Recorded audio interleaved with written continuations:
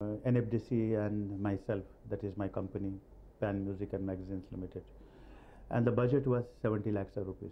A stamped paper agreement was signed.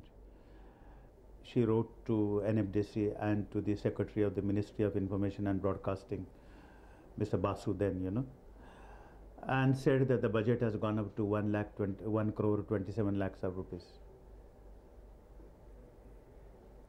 Plus 10 lakhs for publicity, so 1 crore 37 lakhs of rupees. So naturally the government said, NFDC said no, we are not interested.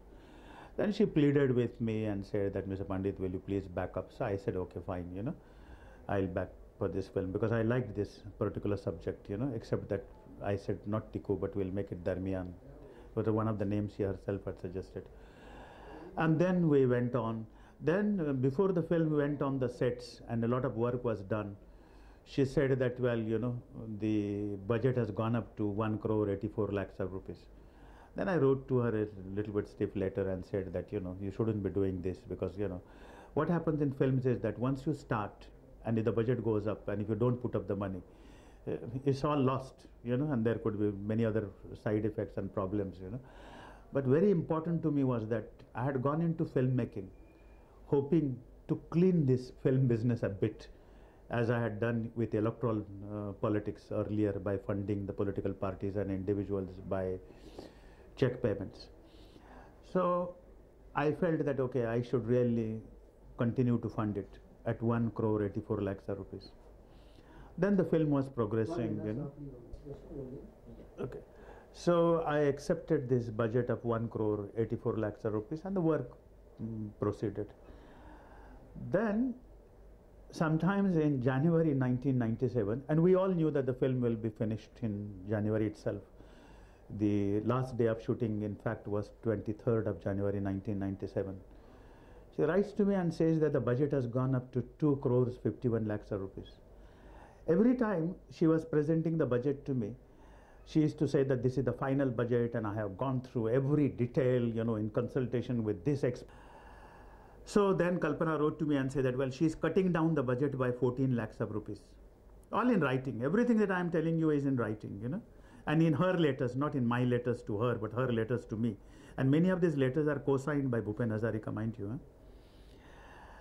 And then the film was completed, shooting was completed on the 23rd of January. On 30th of January, I received another letter telling me that the budget has gone up to 3 crores 37 lakhs of rupees. Now mind you, in this interim period, I had already contacted people who know accounts and the film business and legal people. And informally, I had also met the income tax chief in Bombay, who deals with films. And they had told me that, it is up to you what you want to do. But I said, I want to continue. Then they said, you should really be documenting everything, And I had documented everything by this time. And there is, of course, a clear-cut case of misappropriation and inflated bills, lack of accountability, but largely misuse of substantial amounts of monies, So that is briefly what has happened to making up the Darmiyaan. And Darmiyaan was our second picture. So nobody knows us and nobody gives credit in the film business, So I received this bill claiming some 10, 11 lakhs of rupees. And we told them to the film combine that we don't owe any money to anybody. But these were all inflated bills. So of course they went through. But now the remarkable thing is that for last 5 months or 4 months, the filmmakers combined is writing reminders both to Kalpana Lajmi, who had certified these bills, incidentally, that where are they? That Girja who is claiming this money from us. So naturally this will also become a part of my criminal action against all those involved, in this thing.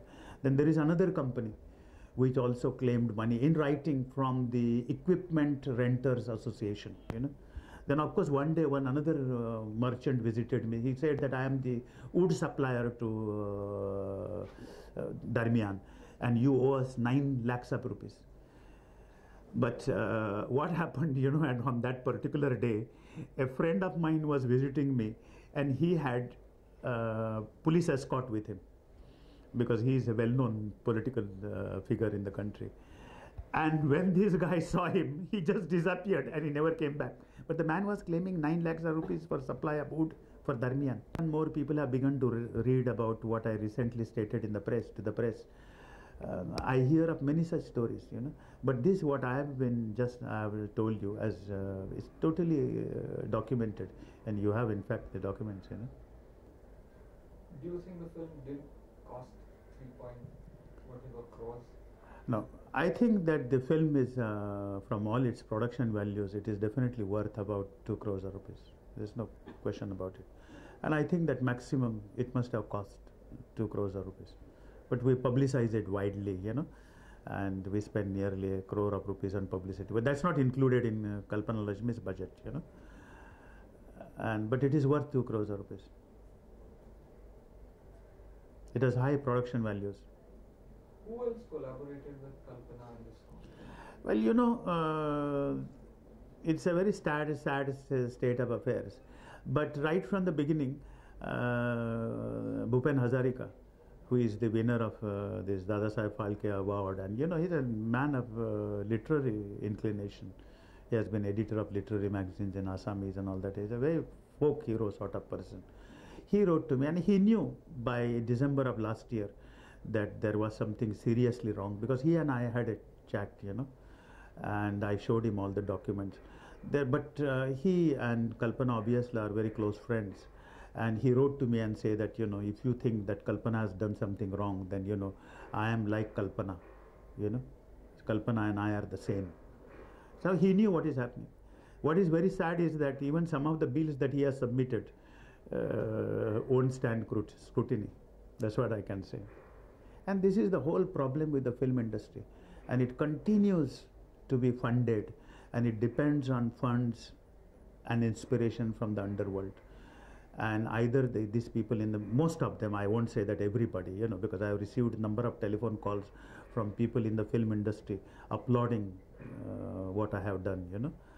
And this is so my case really rests not on what I say, but what Kalpana herself wrote to me at every stage when she escalated the budget.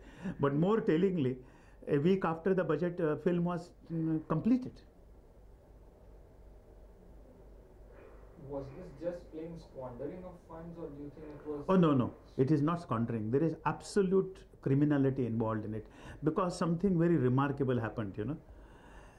And this can be exposed or brought to light only by somebody whose dealings have been by check only, you know, and with accounted for money.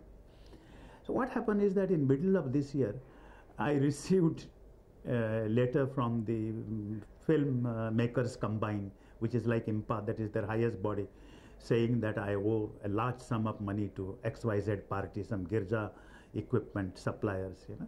Now in film business, you know, there is no credit. Every day the bills have to be settled. And we are not a known entity in the film business, because Matches was our first film, and it was, half of it was shot outside of Bombay. It was on location, you know.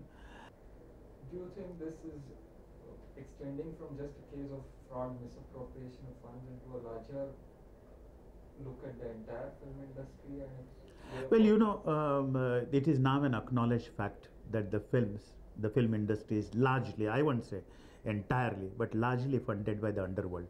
So now the underworld has stopped or reduced their involvement in the film financing, and you see there is a great drop in the number of films being produced.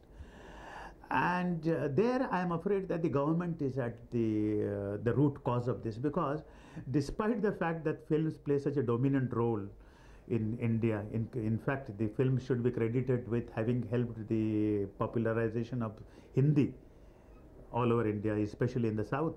The government does not recognize the film as an industry. So from where will they get the money? The banks refuse to give them a loan. So they are totally dependent on this, largely on underworld. And then the underworld is naturally opposed to somebody like me, who has this year produced 5 motion pictures, and you know, each cost a couple of lakhs, crores of rupees. And this is all my internal funds from my company. Means I am not gone to any financier or anybody like this. So this poses a threat for them,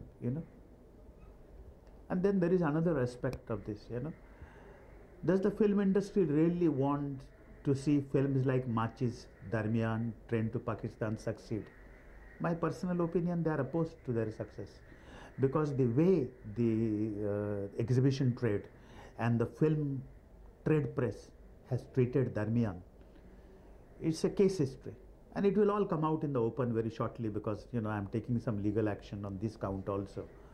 And clearly at the Eros Cinema, at least where the film was premiered, Darmiyaan, there was a clear case of sabotage, as newspapers have pointed out.